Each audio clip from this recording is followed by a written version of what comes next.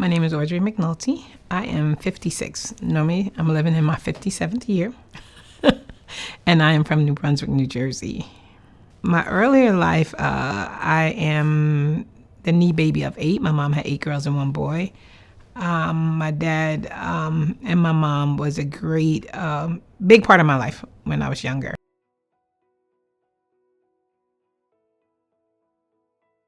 It was 2000, I want to say 7. We initially got started in 2008, 2007. I was prayer walking with my mom. My husband, when we first got married, has a small little church, and it's been, God has been just gracious to us for almost 21 years in ministry. And when we initially went out to do church, it was to really do street ministry, prison ministry. Just grab everybody we know because of our love for God and just wanting to get everybody involved. So the church, because we had a lot of people from the street and prison ministry and doing different things, we wanted to open up an environment for jobs. A big part of it came out when I initially had my kids. I was older, like the first one at 36. I had the second one at 36. So for a minute, Jonathan and Hannah are Irish twins. When my sister Gail and my mother-in-law and my sister in-law Teresa and my mom was helping us with the kids when I initially was working at Catholic Charities. Literally had Jonathan 6 weeks early. 3 months later, I'm pregnant with Hannah. And I started to realize earlier in our lives and in ministry, my sister Gail literally passed away a month after Hannah. So I didn't really trust anybody with the kids. I'm a new mom. This is strange to me, even though I'm old, have a huge family. Audrey never had a kid. So when I saw Jonathan, literally, he changed my whole entire life when I saw him. And because he was the first one. I remember my mother-in-law watching them. I remember my sister Gail helping. And I went back to work, pregnant with Hannah. And I was prayer walking with my mom. And I didn't know where to put them. Where do we go? We went to see this daycare center in Highland Park. Absolutely beautiful daycare center. Noah's Ark. She's still there today. I never forget, I was pregnant with Leah. My mom used to walk me all the way up Hamilton Street and right back around. And one day I didn't walk with her, and we were looking at this building. She met the guy outside the building, got the number, and there goes the beginning of our Kingdom Kids.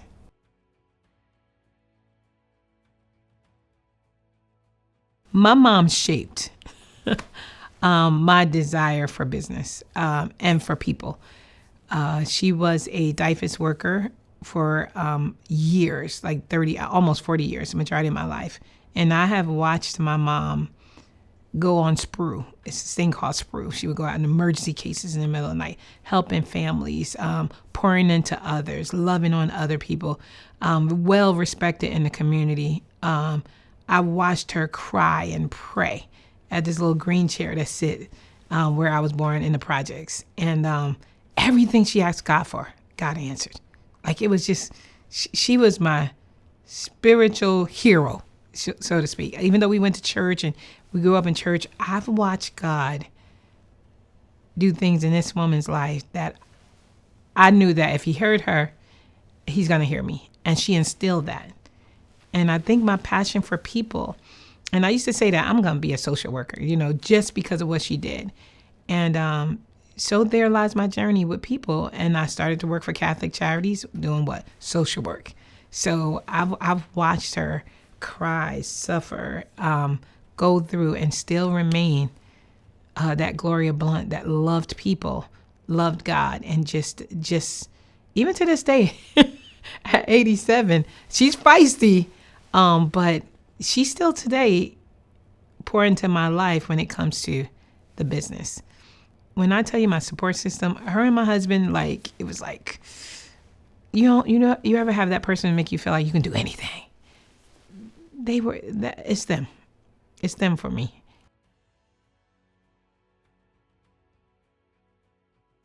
I have to stick to it. Listen, I did not realize how hard it is to build a business. Because you have people that don't care if you make it, right? But God will bless me. It was like 4 children leave, God would send 10 back because he promised it, right? I've learned I struggled at nighttime when I laid my head down because I would see things that nobody would see. Like one year we were packed. We had 179 kids in the building. This building here I sold about 3 times. And it was almost the Lord said, did you get it? Would you stop? And so the challenges for me was to trust somebody with it, or somebody to have the same heart I have with what God has given me. And that's not always the case, right? I used to be bad in the beginning. I used to micromanage everything till I used to get sick. And I used to have to start to trust people that God brought in. Any business as an entrepreneur is not for the faint of heart. If you give up on yourself, forget others giving up. But if you give up on your business and your vision, then that's where it dies. It don't care who walks in the door. It doesn't matter who walk out. The business will not thrive if you, as the entrepreneur or the visionary, give up on it.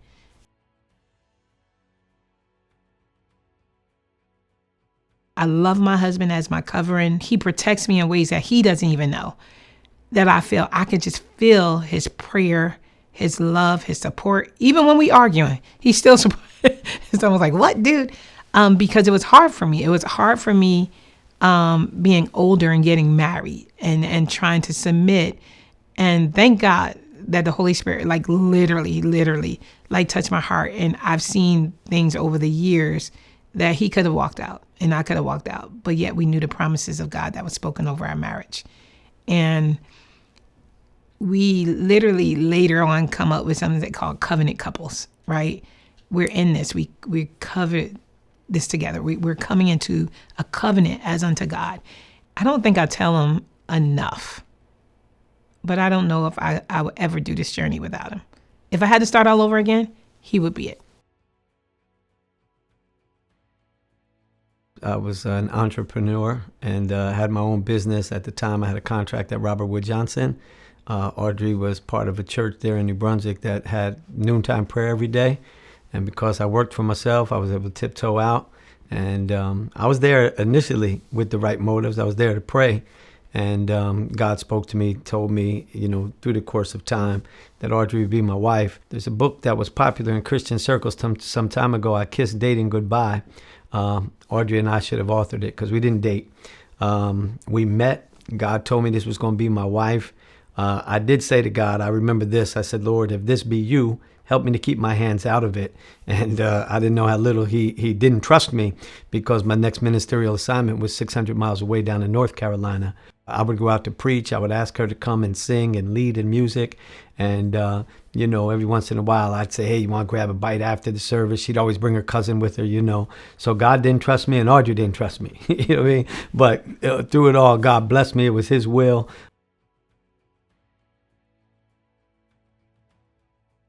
I have to be frank with you. I didn't have any vision for the daycare at all.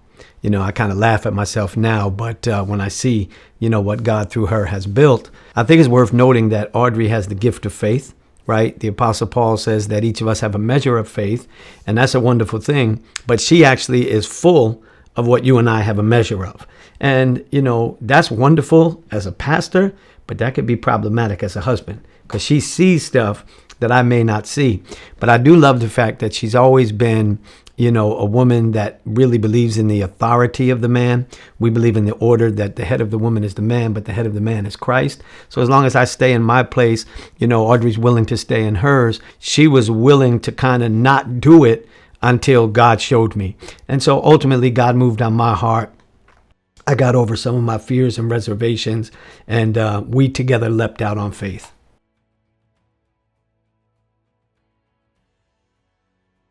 I think it was a series of moments, all of which were connected to her passion.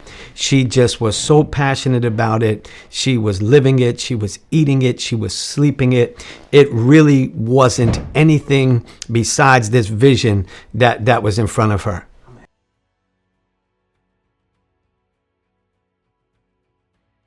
Audrey and I really agreed on this from the beginning. We believe, we live, and we teach that marriage is ministry. And so we believe God put us together for the purpose of ministry. And what is ministry? Ministry is serving. Together we serve, and in so doing, it helps us to complete ourselves in a better, more complete manhood or womanhood, if you will.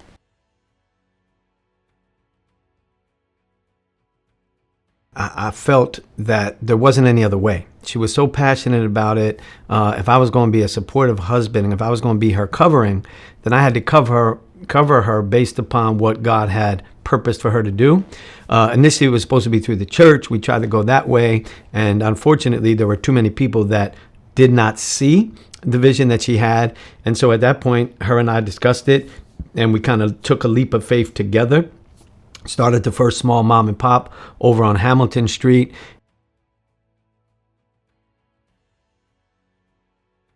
All three of my children, man, mean the world to me. God literally strategically gave me each one of my kids. I had to learn it early. I had a struggle. I wish somebody could give me a book and say, hey, this is how you raise children, right? I didn't have that. The teenage years was like, oh, mama said knock them out. But I actually learned through parenting them the things I wanted to do, the things I didn't want them to suffer through, things I grew up with that I didn't want them to grow. I lost my dad at an early age. Even though my dad was present, I tell a lot of people he wasn't present. Can you ever be somewhere present and you're not present? I knew he loved me. There's no question in my mind. I don't think that if I ever asked him for anything within his ability to do it, he would have. But when I watch my husband with my girls, or my children, period, is everything I always wanted from my dad. I started to learn early that I wanted to set some things up that I never had, and I wanted them to always have. And that was a big part. So having children, for me, I can understand more and more and more that they're literally given to me by God, handpicked, and kind of shaped my adulthood. Because I was literally still at 35 just doing Audrey. And then when I started to realize that God was strategically shifting me and that they had to be a part of it, or I wouldn't have shifted. I don't think I would have opened daycare centers or did certain things if I didn't have children, or even went back to college. Like I was that kid. I was that kid. I wasn't smart enough. I had disabilities. My challenges I hid. And I always wanted to make sure that what I didn't get, my children got.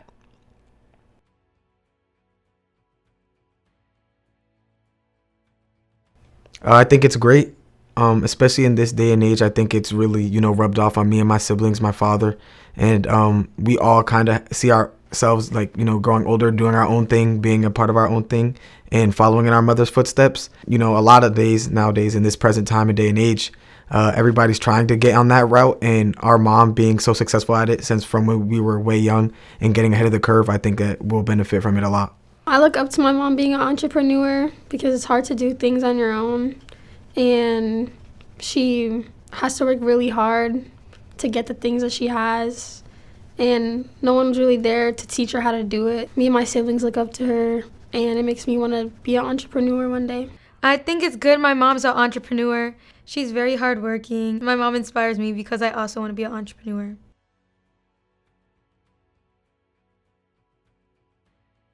I think she did it for the right reasons, and I think we were three main reasons why she's seen herself being able to, step foot into childcare and, being able to not just do what she did of being a mom for us three, but many of kids continues to this day, 20 years later.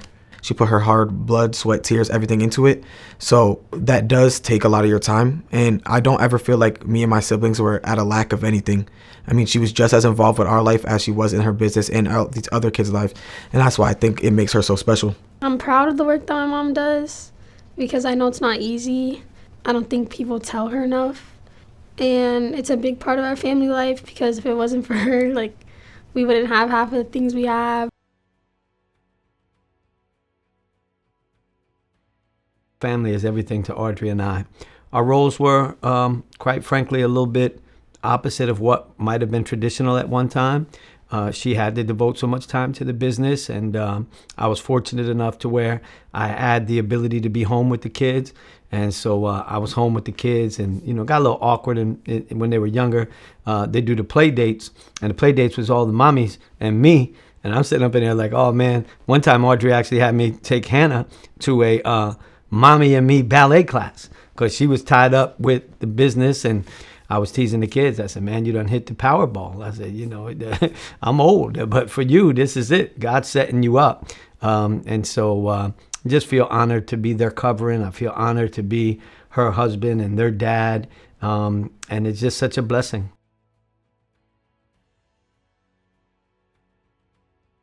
My mom is a great inspiration in my life. Without her, I don't know where I would be, where my family would be. And she is very, very important, not only to our family, but to the many lives and families she has touched over these 20 years.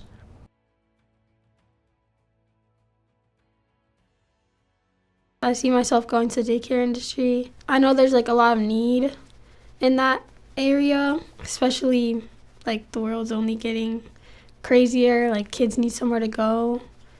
Like I can connect with a lot of people.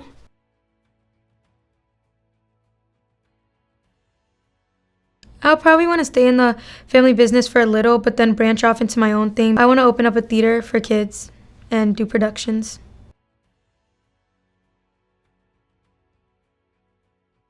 We just built a family at the daycare because of her. Like she's very involved and with a lot of the kids and the staff and their lives. So like sometimes they'll be at our house or we'll come here and like everyone knows who we are. We can bond with everyone because she set that relationship.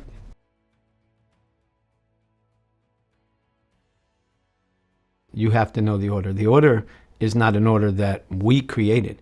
The order is the order after God.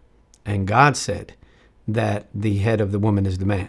And sometimes in premarital counseling, folks say, I told you. But I said, wait a minute, my brother, read the rest. But the head of the man is Christ. And the problem in too many of our relationships is we want to eliminate Christ from his headship in our life and then have that same God allow us to maintain headship over our wives and our children. It's not going to work that way. So in a word, I would say order. Learn the order, know the order, celebrate the order, and then become passionate about the order. Audrey, you might say, is the breadwinner, but Audrey doesn't look at it that way. Audrey says the order in our house is the two shall become one. So this ain't my money, your money, this is our money. And so we're right back to where we started, order.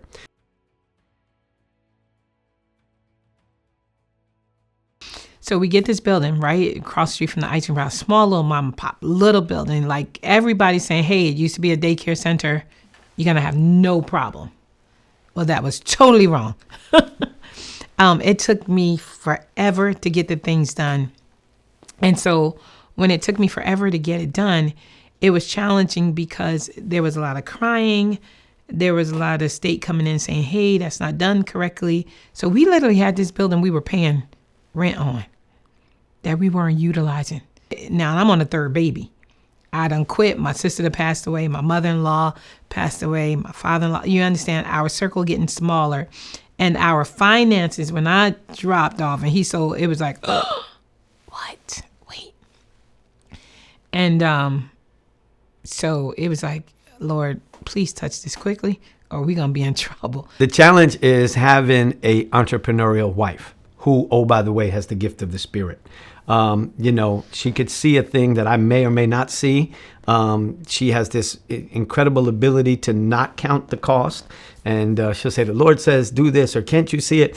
Folks that are in our circle, we have a little joke. I said, look, leave Audrey alone because she's so favored that it become apparent to me that God even blesses her mistakes. So just leave her alone. God's going to work it out. And that's what I've discovered time and time again as it relates to Audrey. God just blesses her endeavor, I believe, because her heart is pure.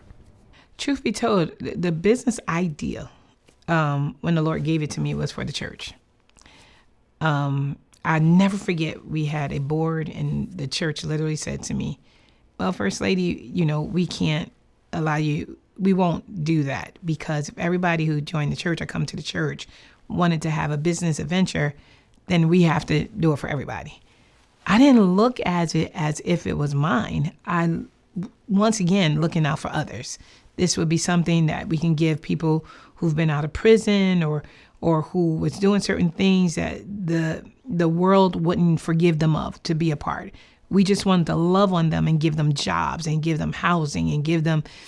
And so I saw it a little differently than me coming with an ideal for them. And when they turned it down, I was a little hurt, but God was even strategic in that, right? So my husband sold his business. I left Catholic Charities, took my 401 and combined our monies together and got this small little mom and pop. And when I tell you it wasn't always easy, and wherein lies why I teach people how to open up daycare centers, because a lot of people gatekeep. They gatekeep. They don't want to tell you. They didn't want to. And so when they said no, I knew that I had to trust God. God was so strategic in that no. And I tell people often, you may hear 1,000 no's, like somebody said before you get that one yes. So it really wasn't my ideal for me to do it. It was for something the church to do. But God knew that they were going to say no. I think even in that, I had to trust God to do what he promised, and he did.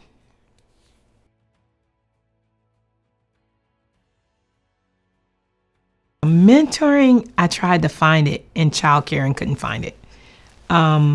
Wherein lies why I started to do TikTok, because a lot of people gatekeep. My desire wasn't to gatekeep because I felt like as many children who can get this help, I want to make sure they get it. What I thought I had in people, or I wanted in people, it was almost it reversed, right? Somebody always need me at the time when I needed somebody. And I think that's a big part of my struggle, even transitioning in not being able to allow people to be to me what I may need. So when I was young at an early age, God's been that. And I'm glad he did, because I started this book years ago.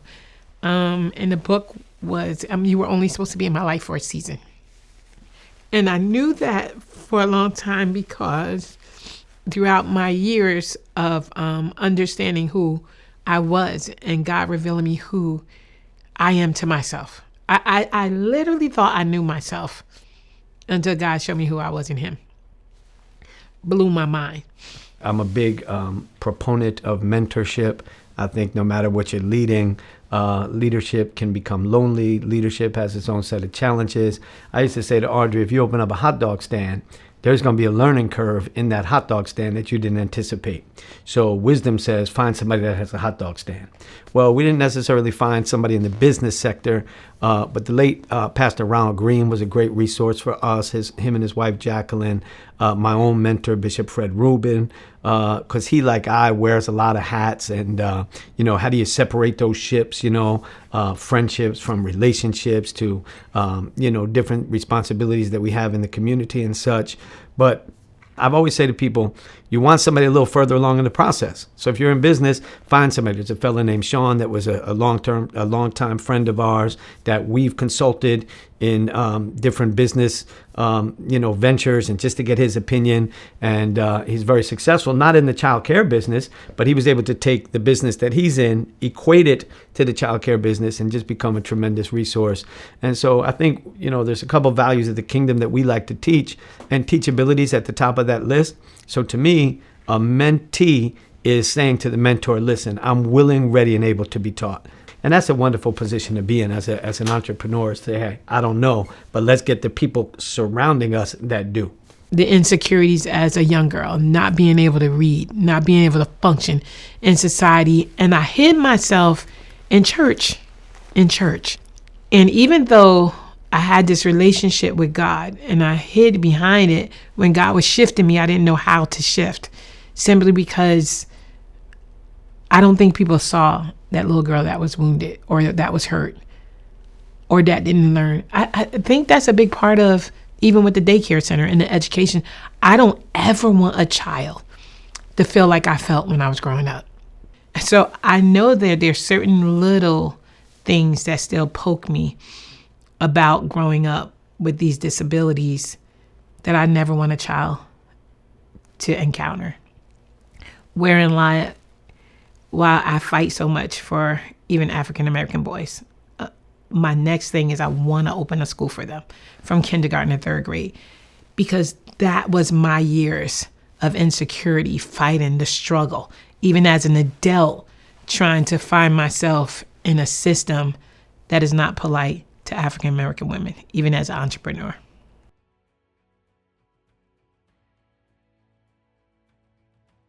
Do what you're passionate about. I had a mentor, going back to that for a minute, that said to me years ago that money follows ministry. Don't be so consumed with how will you get the money for a thing, but rather go headlong into what you're passionate. And typically, everything else has a tendency of working. And so my number one suggestion would be do something that you're passionate about. Surround yourself with people that have an investment in the outcome. I'm real big on that. Don't get involved in business ventures with folks that don't have an investment in the outcome. And I borrow that from scripture, where Jesus was summoned to the house of Jairus, a ruler of the synagogue, had a daughter that was sick. Jesus, in essence, says to them, it's not what it looks like. She's not sick unto death. And he knew he was going to raise her up. But when he got to the house, he did something that I think we in the business world can benefit from. He put everybody out of the house, with the exception of those that had an investment in the outcome. Folks ain't going to pray for your business if they don't have no skin in the game. And so whether it is the mom and pop, whether it is something bigger, whether it is something with greater aspirations, surround yourself with people that have an investment in the outcome, and you'll be better off for it in the long run.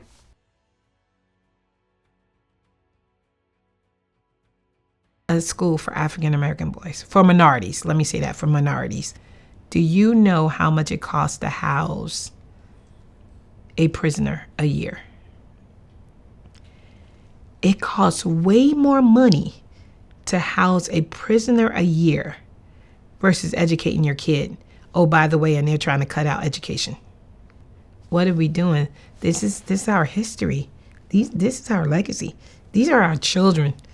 What are we doing? And so for me, that's my next goal. After the purchase of this building, is my desire is to open up a school next, and to make sure our children get what they need.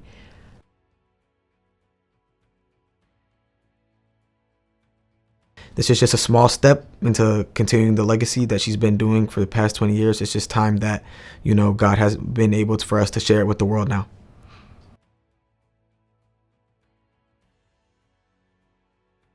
I give all of the credit to the success of the business to Audrey Sweat Equity and the will of God and the word of God over it. So many times we'd be in meetings with folks, whether it was an investor or a capitalist, somebody looking to, make money off. And I would sit there, I would try to be respectful. But at the end, I thought that they underestimated the sweat equity that, Audrey kind of built this from the ground up. And so, there are challenges, obviously, but to do it with folks that are passionate about it. So we're in a great place. We're looking to grow. We're coming into now a wonderful place where we are becoming owners as opposed to leasees or tenants. That season was appropriate at the time, but real wealth in this country, as we know, is connected to real estate. So to have this property in Piscataway, New Jersey, to leave as an inheritance to our children is a testament to Audrey and to the glory of God. So the state of the business, I don't want to get into politics and they say, oh, the last 4 years this, the last 4 years that. Man, don't tell us, because the last 4 years have been wonderful to Kingdom Kids, and the trajectory and the outlook going forward is a wonderful one, by the grace of God and to the glory of his name, and also to the sweat equity of Audrey and her staff. They do just an incredible job.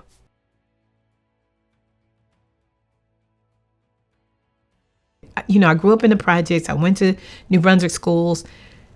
I was that kid. I was that kid that slipped through the system, which makes me angry. And not only me, but so many. And now I'm seeing the evidence of their children that are slipping through the system. And if I can be that part to one child that says, hey, I'm going to pour into you way more than I want you to go to college. I tell people all the time, if I'm good, I want you better. If I'm good, I want you great. And I love watching people prosper. I love entrepreneurs. I love people that have a drive because I was that person that people didn't believe that it was going to work. And here it is, almost 20 years, like literally 7 daycare centers, right? The ministry still in the same spot, growing. By the way, I wouldn't even begin to legacy that God is because of the faithfulness. This building that we currently sit in, we're in the middle of closing. Nobody but God to leave to my children and their children's children. So what I would say to any entrepreneur, keep going. Don't give up. If you give up, that's a problem. If people give up on you, yes, it hurt.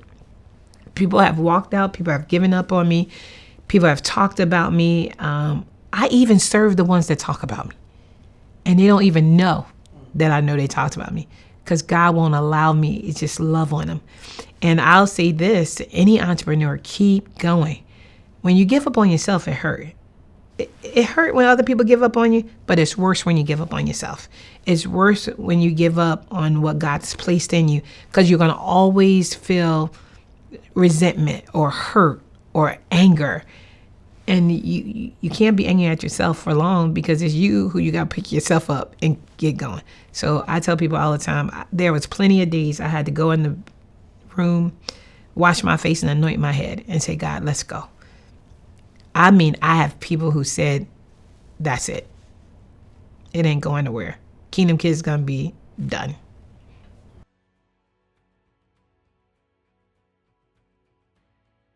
Kingdom Kids became a village to me. It became an environment where I can pour into others. I can watch children that are less fortunate. We're affordable care.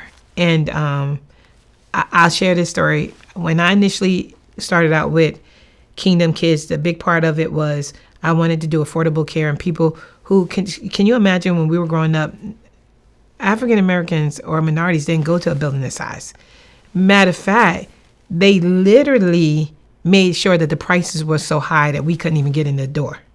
And I wanted them to have the same experience with less money. And you would never know what kid is what when you walk into my buildings because all of them get the same love.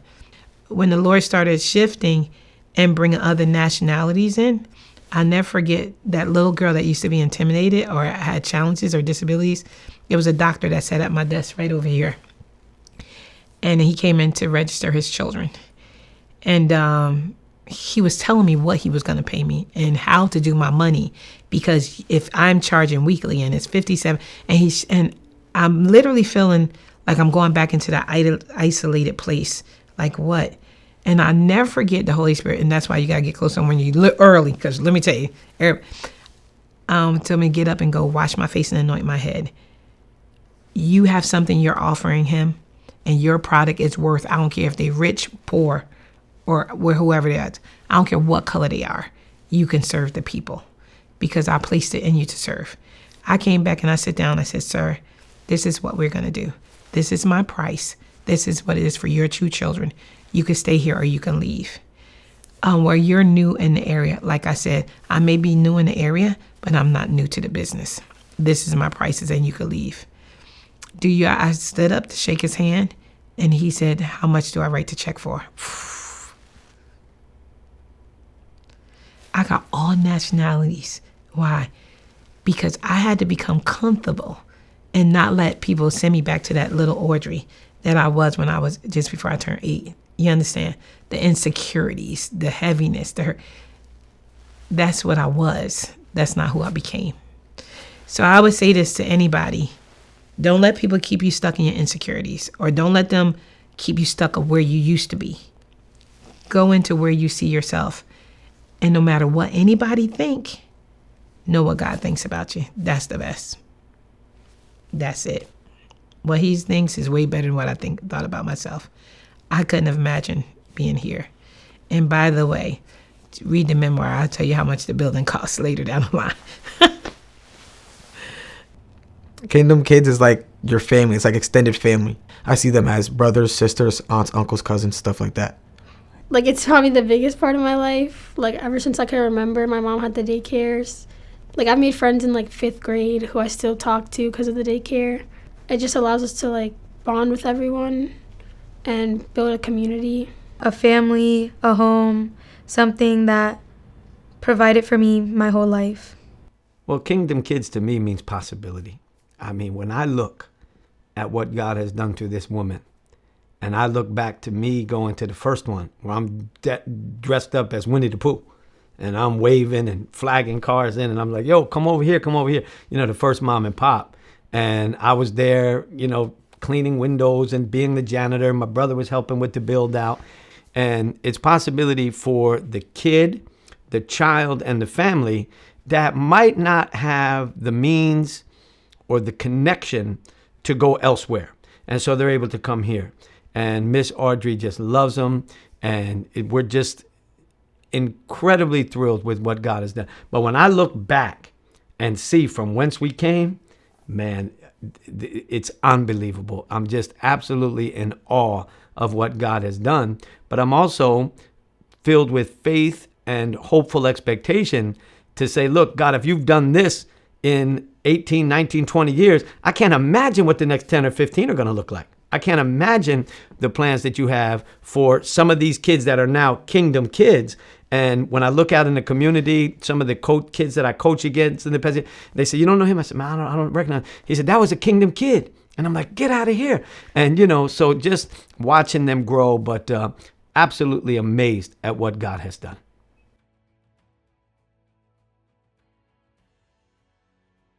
I'm proud of her, how far she came. She was called, she was anointed to do this.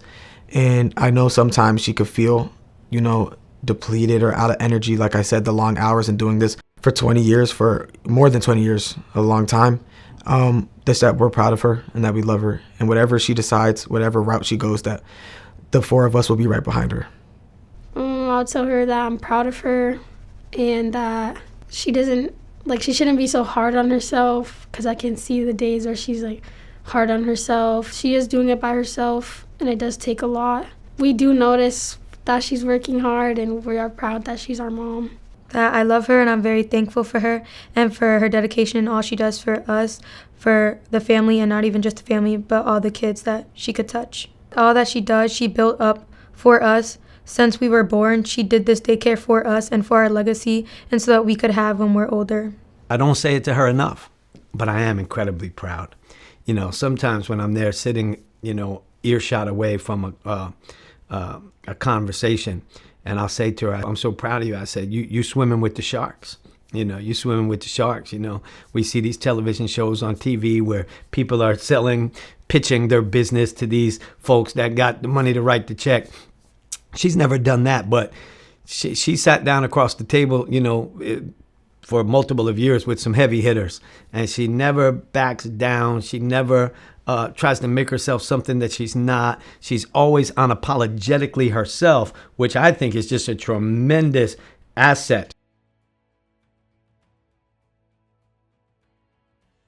The struggle is real, but you can always make it.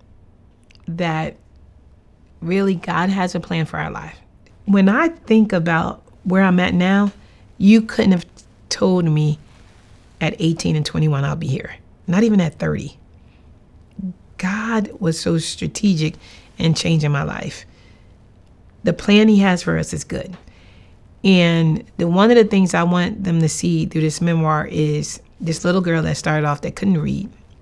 The little girl that got married and became a wife and became a mom, went back to college, went back to do her master's, who people really didn't believe I was gonna make it. And it's not that they didn't care. It was just, we were just living. We were just living. You don't know where you're going. You don't know what you're getting ready to do. I was just living and enjoying it. Don't get me wrong. I wasn't depressed. I was going to church all the time, but I wasn't shifting. I wasn't growing. I wasn't developing. when I started to realize that I needed to grow, I didn't even know what I was growing into, because daycare was far from me. I didn't have any children. I was just living.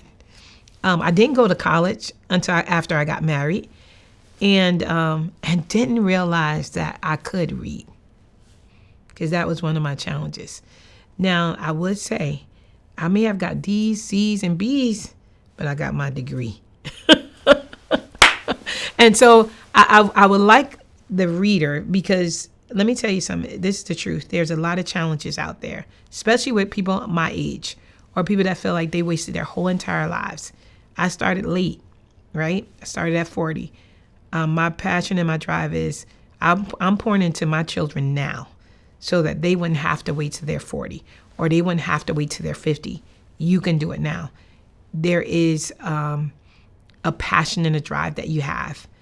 Take the time and find out who you are, and find out who you are. And when people look at this memoir or when they read it, I was blown away. I literally started writing my memoir and crying while I'm reading it because I was blown away. You don't realize you have so much in there until you start writing it out. But my prayer is that when you read my memoir, and the title is This Is My Story by Audrey McNulty, and my prayer is that somebody would read it, and those insecurities and those hardships and those disabilities won't limit you into something that you get paralyzed, that you can't move or you can't grow or you can't change. Oh, and by the way, stay away from people who remember you when. Run from those, because they're going to always want you to be the same. I tell people all the time, I'm not the same Audrey I was at 14. I'm not the same Audrey I was at 20. Man, I'm not the same Audrey I was at 35. And I'm enjoying it.